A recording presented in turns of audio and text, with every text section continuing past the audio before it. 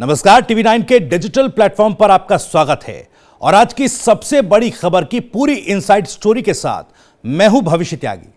दरअसल एक तरफ राहुल गांधी भारत जोड़ो यात्रा को 3 जनवरी से आगे बढ़ाने वाले हैं और अब यह यात्रा पश्चिमी उत्तर प्रदेश से हरियाणा में एंटर करेगी।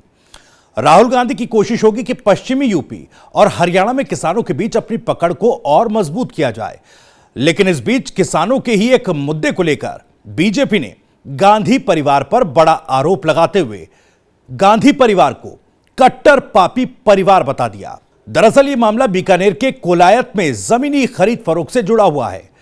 इस मामले में मुख्य आरोप है कि किसानों की जमीनों का 2 लोगों के जरिए फर्जी अलॉटमेंट किया गया, फिर इसे स्काईलाइट हॉस्पिटैलिटी और रॉबर्ट वाड्रा को बेच दिया गया। आपको इस खबर की पूरी इनसाइड स्टोरी बताएंगे ही, लेकिन उससे पहले यह भी बताते हैं कि कैसे यह मामला फिर सियासी बिंदु बन गया है।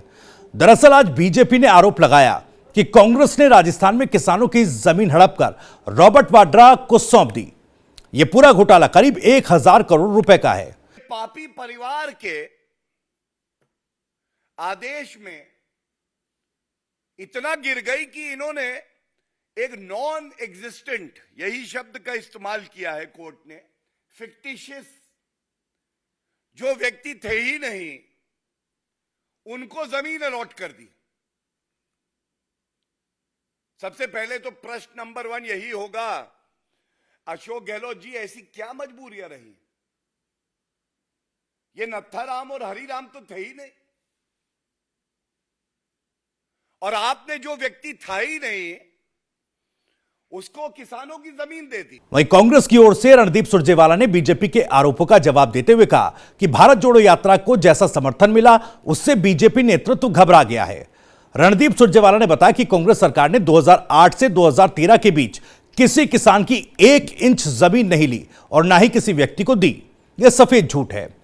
बीजेपी सरकार ने ही साल 2007 में हरिराम और नाथाराम को यह जमीन अलॉट की। 19 नवंबर 2007 को बीजेपी के ही शासन में उन्होंने जमीन 2 लोगों राजेंद्र कुमार और किशोर सिंह को बेच दी। सब कुछ उसी समय हुआ। जमीन बीजेपी ने अलॉट की, म्यूटेशन, बिक्री और सेल बीजेपी सरकार के दौरान हुई। चलिए आपको बताते हैं कि आखिर ये पूरा मामला क्या है। दरअसल बीकानेर के कोलायत जमीन घोटाले में कथित रूप से फर्जीवाड़ा करने वाले लोगों ने राज्य सरकार के अधिकारियों के साथ मिलकर कई संदिग्ध नामों से जमीन आवंटित करा ली। यह जमीन महाजन फील्ड फायरिंग रेंज से विस्थापित होने वाले लोगों को अलॉट की जानी थी। राजस्थान पुलिस ने इस मामले में पहले 18 चार्जशीट दाखिल की थी और बाद में 2 और चार्जशीट दाखिल किए गए। इनके एक आरोपियों में अशोक कुमार भी है। बताया जाता कि अशोक कुमार रॉबर्ट वाड्रा की कंपनी में काम करने वाले महेश नागर का ड्राइवर था और अशोक कुमार को इस घपले की जानकारी भी थी। बीकानेर में महाजन फायरिंग रेंज के निर्माण के दौरान विस्थापितों के लिए निर्धारित जमीन को फर्जी तरीके से खरीदने बेचने में अशोक कुमार और जयप्रकाश बगरवा ने अहम भूमिका निभाई थी। साल 2010 में वाड्रा की company Skylight hospitality private limited ने 72 लाख रुपए में यहां 69.55 हेक्टेयर जमीन खरीदी थी और 2 साल बाद इसे कंपनी एलिगोनी फिल्लीज प्राइवेट लिमिटेड को 5.15 करोड़ रुपए में बेच दिया। इस तरह इस सौदे में 7 गुना कुल 4.43 करोड़ रुपए का मुनाफा हुआ था। ईडी के वरिष्ठ अधिकारी ने बताया कि एलिगोनी फिल्लीज एक शेल कंपनी है और कोई वास्तविक बिजनेस नहीं करती। यही नहीं, इस कंपनी के कई शेयर होल्डर्स का कोई अता पता नहीं। संदेह यह है कि रॉबर्ट वाड्रा की ही यह शेल कंपनी है। हालांकि बात यहीं खत्म नहीं होती। शेल कंपनी एलिगोनी फिल्लीज को Bhushan power and steel limited नाम की कंपनी ने 5.64 करोड़ रुपए का लोन दिया था।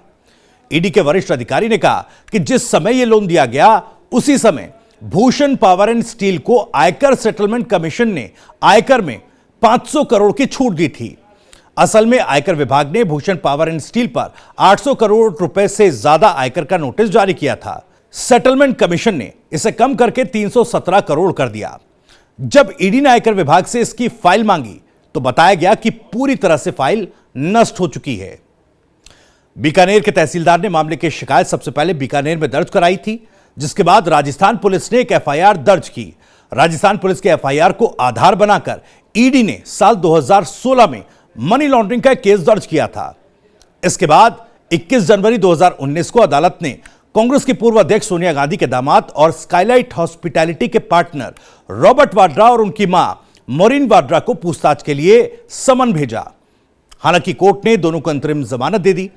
अब इस मामले में सोमवार की सुनवाई के दौरान ईडी की ओर से पेश हुए additional solicitor general Rajdeep Rastogi ने हाईकोर्ट के सामने रॉबर्ट वाड्रा समेत कंपनी के सभी साझेदारों से पूछताछ की जरूरत पर जोर दिया।